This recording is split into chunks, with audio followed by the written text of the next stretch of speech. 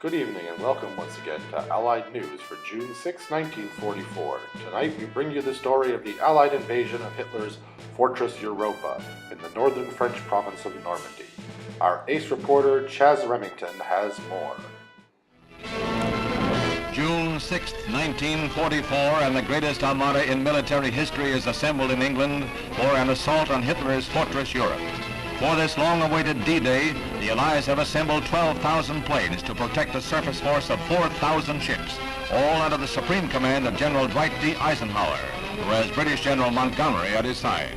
The Allied forces have nearly 3 million troops trained for the assault, and British and U.S. planes bomb the French coast around the clock, dropping 9,000 tons of explosives during the few hours before the landings.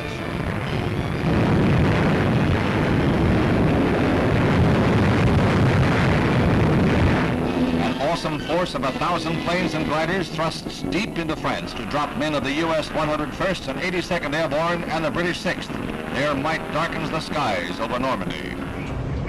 Thanks, Chaz. Ron Swanson here with the men of the 101st Airborne Division as they prepare to jump behind enemy lines right into Normandy.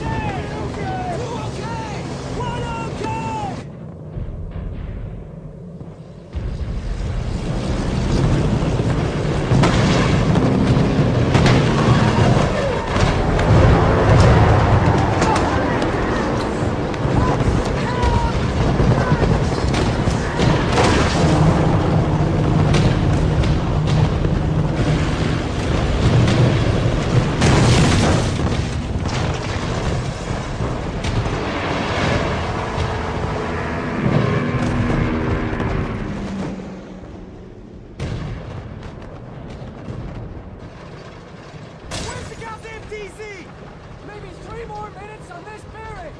We get any lower, we ain't gonna need any friggin' parachutes. Slow down. We gotta get some altitude. But they can't jump at this speed. You there? Oh God! Oh no!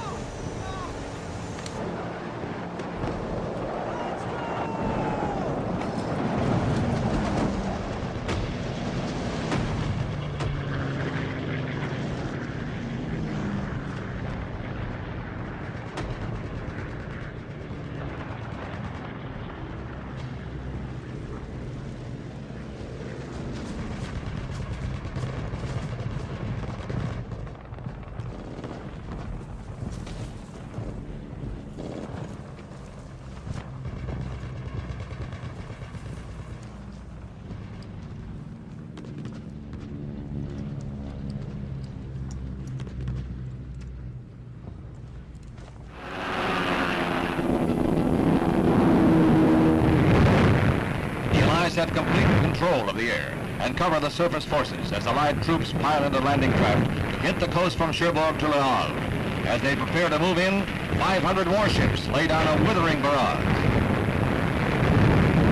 Troops move in aboard LCTs and LSTs, and it's the beginning of the end for Hitler's dreams of world conquest. German resistance proves less than was feared, and wave after wave hits the beach. Casualties were heavy in those early hours. Thanks, Chaz. This is Matt Masterson reporting live from Omaha Beach, where any moment now, U.S. soldiers will be taking their first steps on French soil. Let's watch, shall we?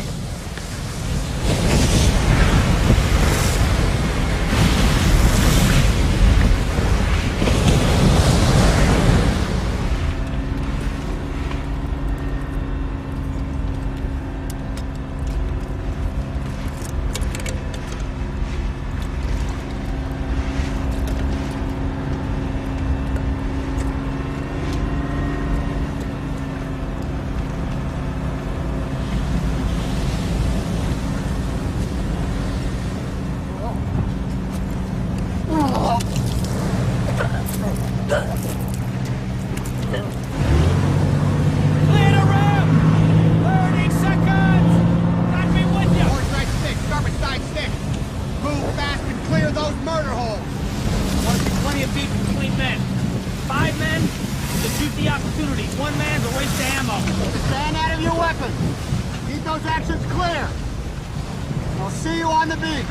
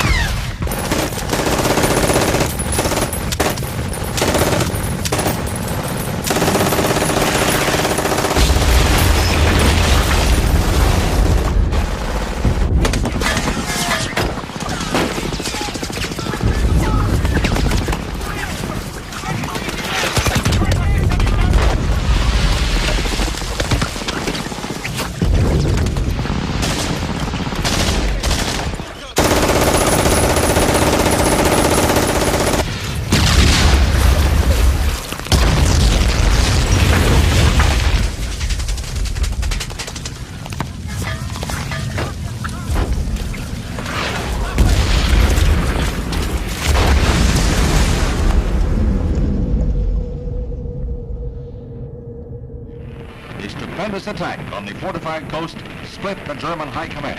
General Rommel wanted to move his forces to the beaches, while Runsted wanted to wait until the Allies moved inland. When they finally decided on action, it was too late. The beachhead had been firmly established.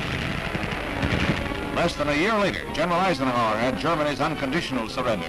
D-Day will stand in history as one of the greatest military feats of all time. The determination of free men to triumph over tyranny rose to new heights on the beaches of Normandy. Today's Anniversary Life Books has published D-Day remembering the battle that won the war 70 years later. It includes an essay from CBS News presidential historian Douglas Brinkley. He writes, quote, "Of all the days in the 20th century, none were more consequential than June 6, 1944. Other nominees flattened when one asked, what if D-Day had failed?" Douglas Brinkley is with us in Studio 57. Welcome. Thanks for having me. Why? What were the consequences and how did this change World War II? We had no plan B. Everything was being thrown at the coast of Normandy and those 5 beaches. If we had been turned back in the English Channel, President Roosevelt was going to have to accept the resignation of Dwight Eisenhower and was going to have to start rethinking at a time when the Germans were developing a nuclear capacity, where there was a mad race going on. So who knows how the world would have turned out if D-Day wasn't the grand success it was. The D-Day invasion broke the German occupation. What was behind this military operation, the greatest, perhaps, military operation of all time, the planning? You know that old Vince Lombardi saying, attack your opponent at their strongest spot.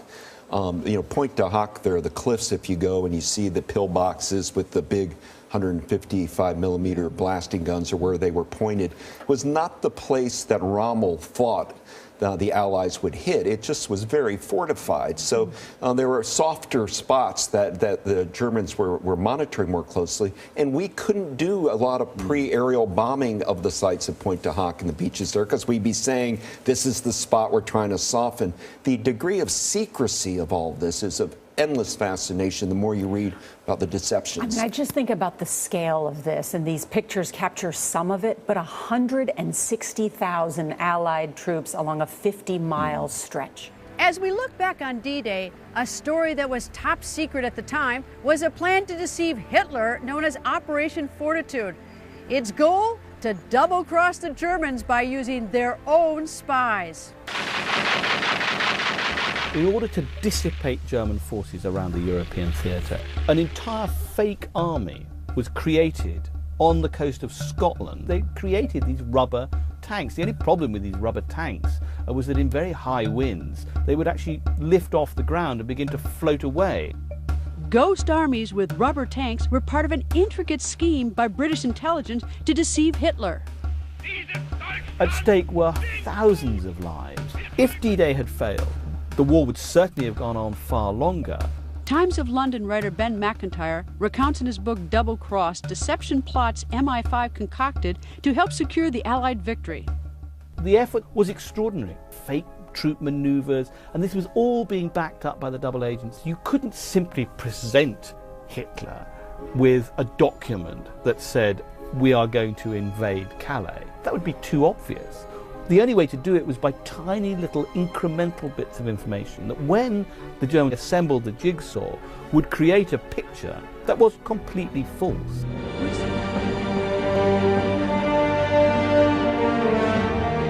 Soldiers, sailors, and airmen of the Allied Expeditionary Force,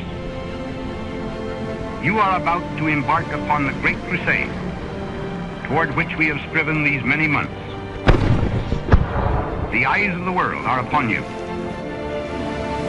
The hopes and prayers of liberty-loving people everywhere march with you.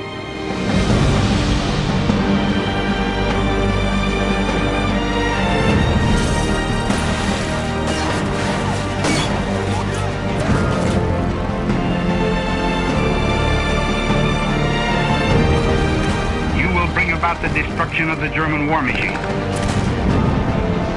the elimination of Nazi tyranny over the oppressed peoples of Europe, and security for ourselves in a free world. Your task will not be an easy one. Your enemy is well-trained, well-equipped, and battle-hardened. He will fight savagely.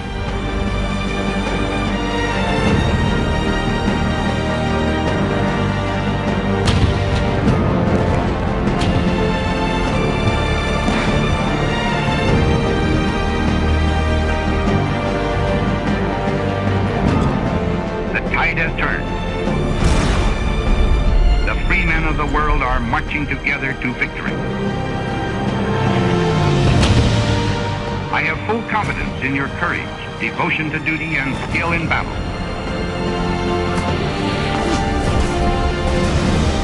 We will accept nothing less than full victory.